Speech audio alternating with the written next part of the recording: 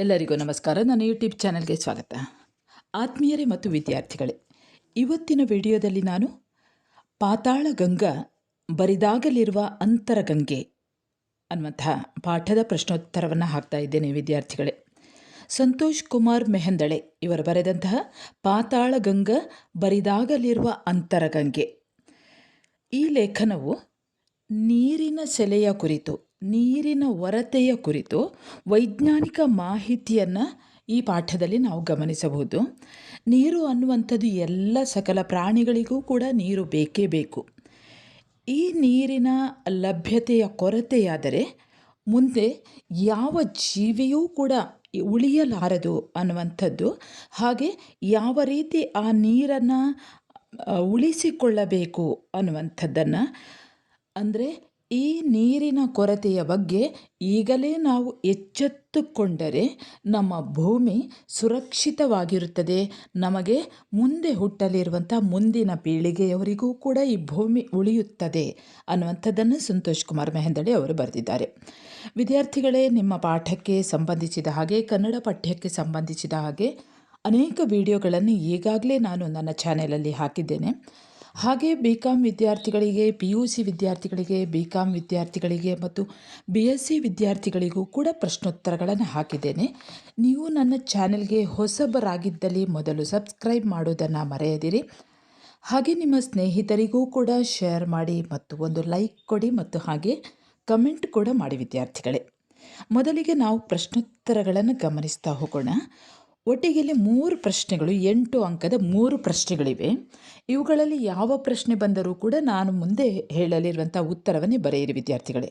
ಮೊದಲ ಪ್ರಶ್ನೆ, ಪಾತಾಳ ಗಂಗಾ ವೈಜ್ಞಾನಿಕ ಲೇಖನದ ಸಾರವನ್ನು ವಿಶದಪಡಿಸಿ. ಅಥವಾ ಎರಡನೇ ಪ್ರಶ್ನೆ, ಅವೈಜ್ಞಾನಿಕ ಆಧುನಿಕ ತಂತ್ರಜ್ಞಾನಗಳು ಭೂಮಿಯ ಒಡಲನ್ನು ಬರಿದು ಮಾಡುವ ಭೀತಿಯು ಪಾತಾಳ ಗಂಗಾ ಲೇಖನದಲ್ಲಿ ಅನಾವರಣಗೊಂಡ ಬಗೆಯನ್ನು ವಿವರಿಸಿ. ಅಥವಾ ಪಾತಾಳ ಗಂಗಾ ಬರಿದಾಗಲಿರುವ ಅಂತರಗಂಗೆ ಲೇಖನದ ಸ್ವಾರಸ್ಯ ಅಂದರೆ ಆಶಯವನ್ನು ಕುರಿತು ಬರೆಯಿರಿ. ಉತ್ತರವನ್ನು ಗಮನಿಸಿ. ಸಂತೋಷ್ ಕುಮಾರ್ ಮೆಹಂದಳೆಯವರ ಪಾತಾಳ ಗಂಗಾ ಬರಿದಾಗಲಿರುವ ಅಂತರಗಂಗೆ ಎಂಬುದು ಒಂದು ವೈಜ್ಞಾನಿಕ ಲೇಖನ. ನೀರಿನ ಸದುಪಯೋಗ ಹಾಗೂ ಅದರ ರಕ್ಷಣೆಯ ಹಿನ್ನೆಲೆಯಲ್ಲಿ ಗಮನಿಸಬೇಕಾದಂತಹ ಒಂದು ಯಾವ ರೀತಿ ರಕ್ಷಿಸಬೇಕು ಅನ್ನುವಂಥದ್ದು, ಅಲ್ಲಿ ನಾವು ಆ ಕುರಿತು ಎಚ್ಚರಿಕೆ ವಹಿಸಬೇಕಾದಂತಹ ಅಗತ್ಯವನ್ನು ತಿಳಿಸುವಂತಹ ಒಂದು ಲೇಖನ ಇದು. ಕಾಂಕ್ರೀಟ್ ಸಂಸ್ಕೃತಿ ಮತ್ತು ಕೊಳವೆ ಬಾವಿ ಇವು ನೀರಿನ ಸಂಗ್ರಹಣೆಗೆ ಹೇಗೆ ಒಂದು ಅಪಾಯವನ್ನು ಉಂಟು ಮಾಡುತ್ತಿದೆ, ಅದರ ಪರಿಣಾಮವಾಗಿ ಭೂಕುಸಿತ ಯಾವ ಪ್ರಮಾಣದಲ್ಲಿ ಉಂಟಾಗ್ತಾ ಇದೆ, ಎಂತಹ ಅನಾಹುತಗಳನ್ನು ಉತ್ಪನ್ನ ಮಾಡಿಸ್ತಾ ಇದೆ ಎಂಬುದನ್ನು ಈ ಲೇಖನದಲ್ಲಿ ನಾವು ನೋಡಬಹುದು. ಪಾತಾಳ ಎನ್ನುವುದು ಒಂದು ಕಲ್ಪನೆ. ಅಂದರೆ ಈ ಪಾತಾಳ ಅಂದರೆ ಯಾರೂ ಕೂಡ ಮುಟ್ಟಲು ಆಗದೇ ಇರುವಂತಹ, ಇದುವರೆಗೆ ಮುಟ್ಟದೇ ಇರುವಂತಹ ಒಂದು ಕಲ್ಪನೆಯಲ್ಲಿ ಇರುವಂಥ ಒಂದು ಬುಡ ಅಥವಾ ತುದಿ ಅಂತ ಅರ್ಥ. ಪುರಾಣಗಳನ್ನು ಹೊರತುಪಡಿಸಿದರೆ ಅಸಲಿಗೆ ಪಾತಾಳ ಗಂಗಾ ಅನ್ನುವಂಥದ್ದು ಯಾರಿಂದಲೂ ಕೂಡ ಮುಟ್ಟಲು ಸಾಧ್ಯವಾಗಿಲ್ಲ. ಅದನ್ನು ಯಾವತ್ತೂ ಕೂಡ ಪ್ರತ್ಯಕ್ಷವಾಗಿ ತೋರಿಸಲು ಕೂಡ ಸಾಧ್ಯವೇ ಇಲ್ಲ. ಭೂಮಿಯ 4,600 ಮೀಟರ್ ಆಳದಲ್ಲಿನ ಪರಿಸ್ಥಿತಿ ಹೇಗಿದೆ ಎನ್ನುವುದನ್ನು ಯಾವ ಉಪಗ್ರಹವೂ ಕೂಡ ನಮಗೆ ಅದನ್ನು ತೋರಿಸಿಕೊಟ್ಟಿಲ್ಲ. ಅದು ಸಾಧ್ಯವಾಗುವುದೇ ಇಲ್ಲ. ಅದೇನಿದ್ದರೂ ತರಂಗಗಳ ಮೂಲಕ ಕಲರ್ ಕೋಡಿಂಗ್ ಇಟ್ಟುಕೊಂಡು ನಾವು ವಿಶ್ಲೇಷಿಸುವ ಮೂಲಕ ಭೂಮಿಯ ಇಂಥ ಭಾಗದಲ್ಲಿ ಹೀಗೆ ಇದೆ ಎಂದು ಒಂದು ಲೆಕ್ಕಾಚಾರವನ್ನು ಮಾಡುವಂಥದ್ದು. ಆದರೆ ನೀರಿನ ವ್ಯವಸ್ಥೆ ಹಾಗಿಲ್ಲ, ಹಾಗಿರುವುದಕ್ಕೆ ಸಾಧ್ಯವೂ ಇಲ್ಲ. ಯಾವ ತಂತ್ರಜ್ಞಾನದ ಮೂಲಕವೂ ಕೂಡ ನಿಖರವಾಗಿ ಭೂಮಿಯ ಆಳದ ಚಹರೆ ಮತ್ತು ಸಾಧ್ಯತೆಯನ್ನು ನಿರ್ಧರಿಸಲು ಇದುವರೆಗೂ ಸಾಧ್ಯವಾಗಿಲ್ಲ. ಅಷ್ಟಕ್ಕೂ ಭೂಮಿಯ ಆಳದಲ್ಲಿ ನೀರಿನ ಸಂಗ್ರಹ ಆಗುವುದಾದರೂ ಹೇಗೆ? ಲೇಖಕರು ಹೇಳ್ತಾರೆ, ಈ ಸಂಗ್ರಹ 2 ವಿಧದಲ್ಲಿ ಆಗುತ್ತದೆ. ಅದರಲ್ಲಿ ಮೊದಲನೆಯದು ಮೇಲ್ಮೈಯ ಮೂಲಕ. ಮೂಲತಃ ಭೂಮಿಯ ಸಂದಿನೊಳಗಿರುವ ನೀರು ನಿಸರ್ಗದತ್ತವಾಗಿ ಸಾವಿರಾರು ಕೋವೆಗಳಿಂದ ಸೋಸಿ ಬಸಿದುಕೊಂಡು ಸೆಲೆಯಾಗಿ ಒಂದಕ್ಕೊಂದು ಸೇರುತ್ತಾ ಮತ್ತು ಇಳಿಮುಖವಾಗಿ ಗುರುತ್ವದತ್ತ ಒಸರುತ್ತಾ ಗಟ್ಟಿಯಾದ ನೆಲದ ಪದರು ದೊರಕಿದರೆ ಅಲ್ಲಿ ಸಂಗ್ರಹವಾಗಿ ನೆಲೆ ನಿಂತಲ್ಲೇ ತನ್ನ ಕೆಳಗಿನ ನೆಲವನ್ನು ಕ್ರಮೇಣ ತೋಯಿಸಿ ಒದ್ದೆಯಾಗಿಸಿ ಮತ್ತೂ ಕೆಳಗಿಳಿಯಲು ದಾರಿ ಮಾಡಿಕೊಂಡು ಒಂದು ಸಂದಿನ ಬಿರುಕನ್ನು ಸೇರಿ ಭೂಮಿಯ ಮೇಲ್ಪದರದ ಅಪ್ಪಟ ಬುಡವನ್ನು ದಾಟಿ ಇನ್ನೇನು ಮುಂದಕ್ಕೆ ಹೋಗುವುದು ಸಾಧ್ಯವೇ ಇಲ್ಲ ಎನ್ನುವಂತೆ ಶಿಲಾಪದರ ಅಡ್ಡ ಬಂದಾಗ ಅಲ್ಲೇ ಒಟ್ಟಾಗುತ್ತಾ ಸಂಗ್ರಹದ ಮಟ್ಟ ಏರುತ್ತಾ ಹೋಗುತ್ತದೆ.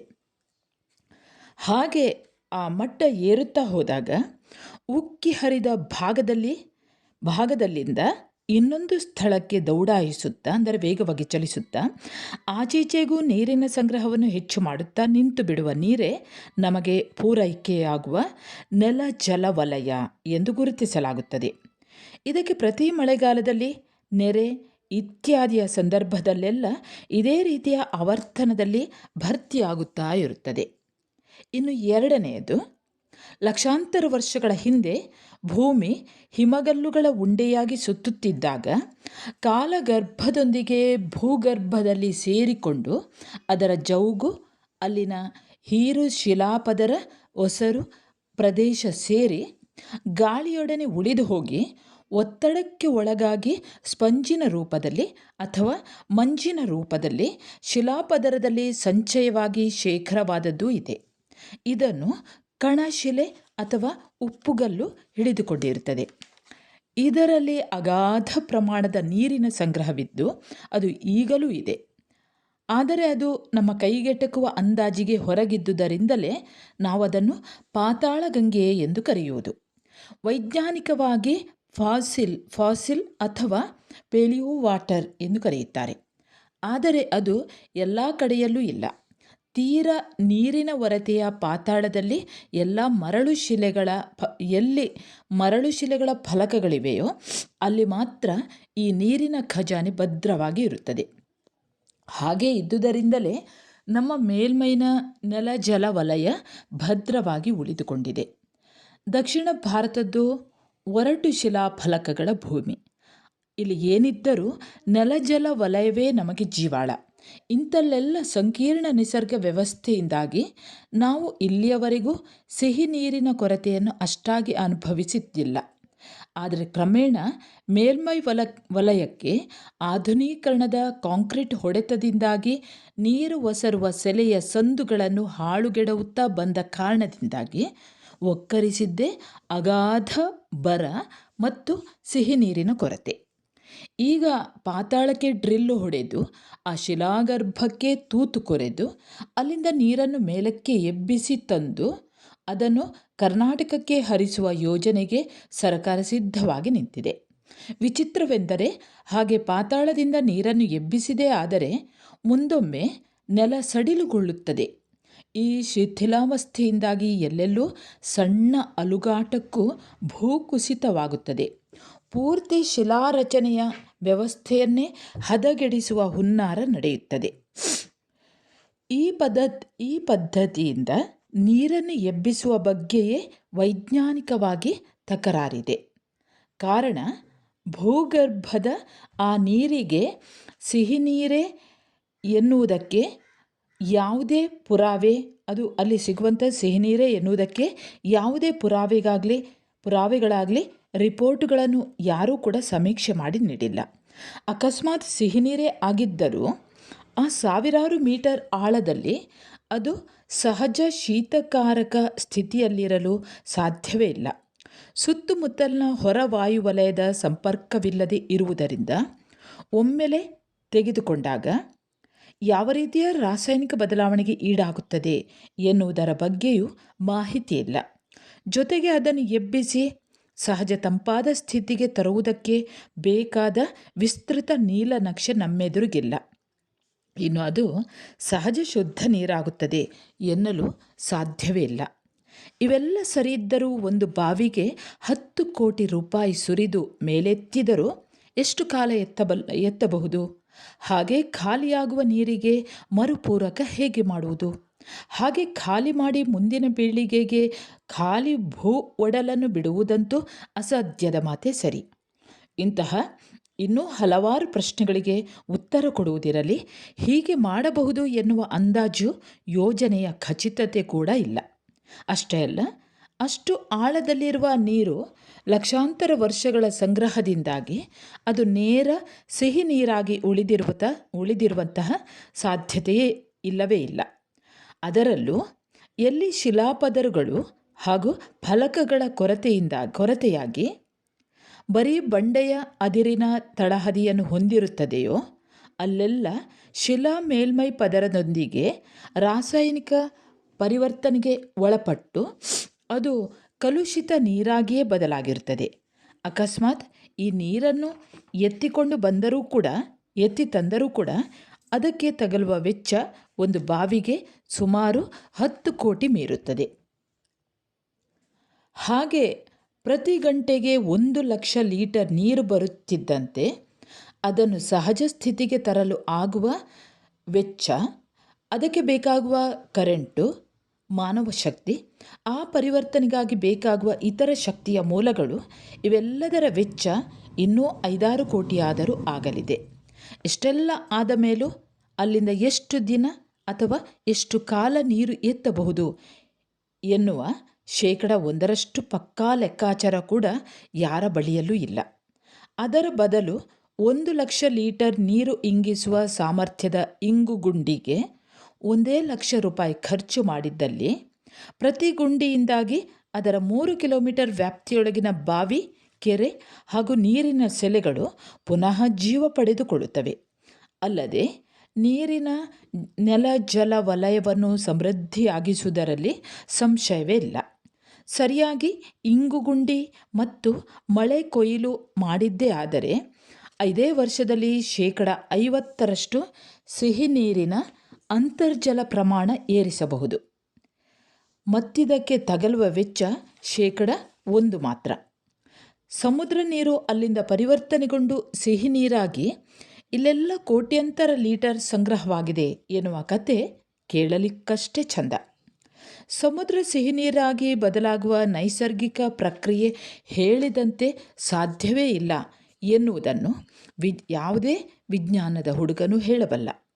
ಹಾಗಿದ್ದಾಗ ಸ್ವಯಂ ಮರುಪೂರಣ ಎನ್ನುವ ಕಥೆ ಹಾಗೂ ನೀರು ಮೇಲೆತ್ತುವ ಲೆಕ್ಕಾಚಾರ ನೋಡಿದರೆ ಬರಲಿರುವ ದಿನಗಳಿಗೆ ಕರ್ನಾಟಕವನ್ನು ಸ್ಮಶಾನವನ್ನಾಗಿಸುವ ಹುನ್ನಾರದ ಹೊರತಾಗಿ ಬೇರೆ ಒಂದೇ ಒಂದು ಧನಾತ್ಮಕ ಅಂಶವೂ ಅದರಲ್ಲಿ ಇಲ್ಲ ಎಂದು ಲೇಖಕರಾದಂತಹ ಸಂತೋಷ್ ಕುಮಾರ್ ಮೆಹೆಂದಳೆ ಇವರು ತಮ್ಮ ಪಾತಾಳ ಗಂಗಾ ಬರಿದಾಗಲಿರುವ ಅಂತರಗಂಗೆ ಎನ್ನುವಂತಹ ಲೇಖನದ ಮುಖಾಂತರ ಹೇಳುತ್ತಾರೆ. ಇನ್ನು 4 ಅಂಕಗಳ ಟಿಪ್ಪಣಿ ಕೂಡ ಅದೇ ಪಾತಾಳಗಂಗಾ ಬರಿದಾಗಲಿರುವ ಅಂತರಗಂಗೆ ಅನ್ನುವಂಥದ್ದು ಕೇಳ್ಬೋದು. ಇದನ್ನೇ ನಾನೀಗ ಏನು ಉತ್ತರವನ್ನು ಹೇಳಿದ್ದೇನೆ ಅದನ್ನೇ ಸ್ವಲ್ಪ ಸಂಕ್ಷಿಪ್ತವಾಗಿ ಬರೆದು ಬಿಡಿ, ಸ್ವಲ್ಪ ಶಾರ್ಟ್ ಮಾಡಿ ಬರ್ಕೊಳ್ಳಿ. ಇನ್ನು 1-2 ಅಂಕದ ಪ್ರಶ್ನೋತ್ತರಗಳನ್ನು ಗಮನಿಸ್ತಾ ಹೋಗೋಣ. 1ನೇ ಪ್ರಶ್ನೆ, ಪಾತಾಳಗಂಗಾ ಬರಿದಾಗಲಿರುವ ಅಂತರಗಂಗೆ ಈ ಲೇಖನದ ಕರ್ತೃ ಯಾರು? ಉತ್ತರ ಸಂತೋಷ್ ಕುಮಾರ್ ಮೆಹೆಂದಳೆ. 2ನೇ ಪ್ರಶ್ನೆ, ಪ್ರಸ್ತುತ ಲೇಖನದ ತಿರುಳು ಏನು? ಉತ್ತರ ನೀರಿನ ಸಂಗ್ರಹಣೆಯ ಹಾಗೂ ಭೂ ಸಂರಕ್ಷಣೆಯ ಬಗ್ಗೆ ಮುನ್ನೆಚ್ಚರಿಕೆಯನ್ನು ಕೊಡುವುದು ಪ್ರಸ್ತುತ ಲೇಖನದ ತಿರುಳು. 3ನೇ ಪ್ರಶ್ನೆ, ಪಾತಾಳ ಎಂದರೆ ಏನು? ಉತ್ತರ ಯಾರೂ ಮುಟ್ಟಲಾಗದ ಆಳ, ತಡುವಲಾಗದ ಬುಡ ತುದಿಯೇ ಪಾತಾಳ. 4ನೇ ಪ್ರಶ್ನೆ, ನೀರಿನ ಸಂಗ್ರಹದ 2ನೆಯ ವಿಧ ಯಾವುದು? ಉತ್ತರ ಪಾತಾಳಗಂಗೆ ಅಥವಾ ಅಂತರಗಂಗೆ ನೀರಿನ ಸಂಗ್ರಹದ 2ನೆಯ ವಿಧ. ಇನ್ನು 5ನೇ ಪ್ರಶ್ನೆ, ನೀರಿನ ಸಂಗ್ರಹದ ಮೊದಲ ವಿಧ ಯಾವುದು? ಉತ್ತರ ಮೇಲ್ಮೈ ಮೂಲಕ ನೆಲ ಜಲ ವಲಯ ನೀರಿನ ಸಂಗ್ರಹದ ಮೊದಲ ವಿಧಿ. ಇನ್ನು 6ನೇ ಪ್ರಶ್ನೆ, ಪಾತಾಳಗಂಗೆಯ ವೈಜ್ಞಾನಿಕ ಹೆಸರು ಏನು? ಉತ್ತರ ಫಾಸಿಲ್ ಅಥವಾ ಪೆಲಿಯೋ ವಾಟರ್. 7ನೇ ಪ್ರಶ್ನೆ, ದಕ್ಷಿಣ ಭಾರತದವರ ಜೀವಾಳ ಯಾವುದು? ಉತ್ತರ ನೆಲ ಜಲ ವಲಯ. 8ನೇ ಪ್ರಶ್ನೆ, ಬರ ಮತ್ತು ಸಿಹಿ ನೀರಿನ ಕೊರತೆಗೆ ಕಾರಣ ಯಾವುದು? ಉತ್ತರ ಆಧುನೀಕರಣದ ಕಾಂಕ್ರೀಟ್.